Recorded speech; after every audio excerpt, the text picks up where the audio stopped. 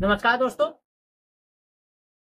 आज की वीडियो में हम लोग बात करेंगे गठबंधन सरकार और बात करेंगे ऐसे प्रधानमंत्रियों की जिन्होंने गठबंधन धर्म का पालन करते हुए भी देश हित में महत्वपूर्ण निर्णय और वो अपने निर्णयों से कभी पीछे नहीं हटे, चाहे भले ही उन्हें अपनी कुर्सी से हाथ धोना।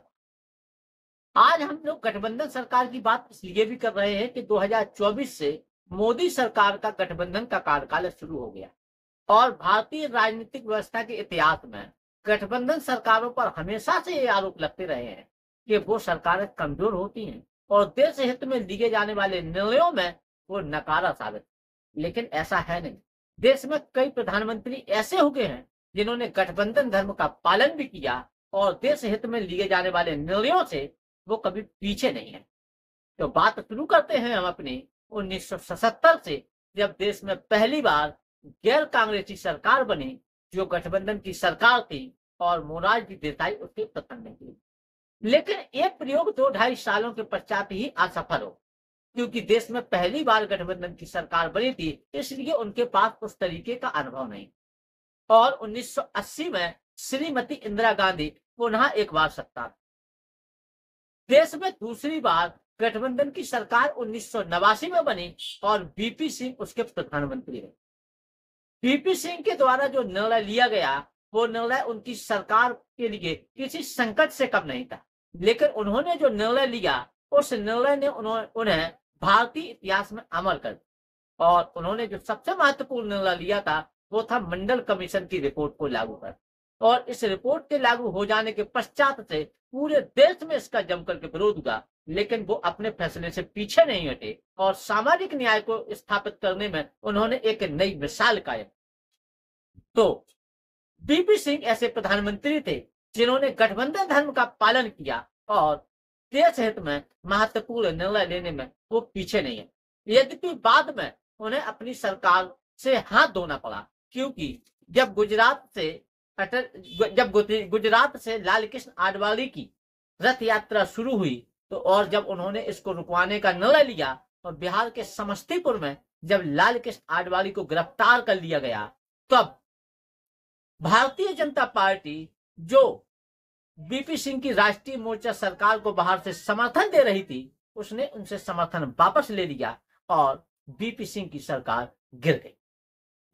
इसके पश्चात 1991 में राजीव गांधी की हत्या के पश्चात जब देश में आम चुनाव हो गए तो एक बार फिर से गठबंधन की सरकार बनी और पीवी नरसिम्हा राव उसके प्रधानमंत्री बने। उनके द्वारा दो महत्वपूर्ण ऐसे निर्णय लिए गए जो किसी भी गठबंधन सरकार के लिए संकट से कम नहीं थे, जिसमें पहला निर्णय था रुपए का अवमूल्यन और दूसरा निर्णय जो उन्होंने लिया था वो लिया था आर्थिक उदारीकरण। जबकि देश उस समय भारी वित्तीय संकट से गुजर रहा था, इस दौर में भी उनके द्वारा जो ऐसे निर्णय लिए गए उसकी बदौलत है कि आज 35 साल बाद भी देश आर्थिक प्रगति की राह पर लगातार आगे बढ़ रहा है। तो ऐसे कई प्रधानमंत्री हो गए हैं जिन्होंने देश हित में महत्वपूर्ण निर्णय लिए, भले ही बाद में उन्हें अपनी सत्ता से हाथ धोना पड़ा। अब बात करते हैं हम प्रधानमंत्री अटल बिहारी वाजपेयी की, जिन्होंने 1998 में गठबंधन की सरकार बनाई और वो उसके प्रधानमंत्री हैं। लेकिन उनके द्वारा जो सबसे महत्वपूर्ण निर्णय लिया गया था उस निर्णय की बदौलत आज भारत दुनिया के परमाणु शक्ति संपन्न राष्ट्रों की श्रेणी में खड़ा हुआ है। एक उस समय जब अमेरिका और दुनिया के अन्य मुल्क भारत को आंखें दिखा रहे थे और इवन यहां तक कि अटल बिहारी वाजपेयी तक के सहयोगी भी उनका साथ देने से कतरा रहे थे, ऐसे समय में उन्होंने परमाणु परीक्षण करने का निर्णय लिया और उनके इस निर्णय की बदौलत ही आज भारत की गिनती दुनिया के परमाणु शक्ति संपन्न राष्ट्रों में किया। तो ऐसे भी प्रधानमंत्री हो गए। यद्यपि बाद में उनकी सरकार मात्र 13 महीने तक ही चली, लेकिन 13 महीने तक चलने का कारण सिर्फ ये था कि एआईडीएमके की प्रमुख जयललिता, जो उनकी सरकार को समर्थन दे रही थी, चाहती थी कि अटल बिहारी वाजपेयी तमिलनाडु की करुणानिधि सरकार को बर्खास्त कर दे और उन पर लगे हुए भ्रष्टाचार के सारे आरोपों को वापस ले। लेकिन जब प्रधानमंत्री अटल बिहारी वाजपेयी ने उनके आगे झुकने से मना कर दिया तो उन्होंने अपना समर्थन वापस ले लिया, जिसकी कीमत उनको अपनी कुर्सी धोकर के कमानी पड़ी, यानी कि उन्हें अपनी कुर्सी से हाथ धोना।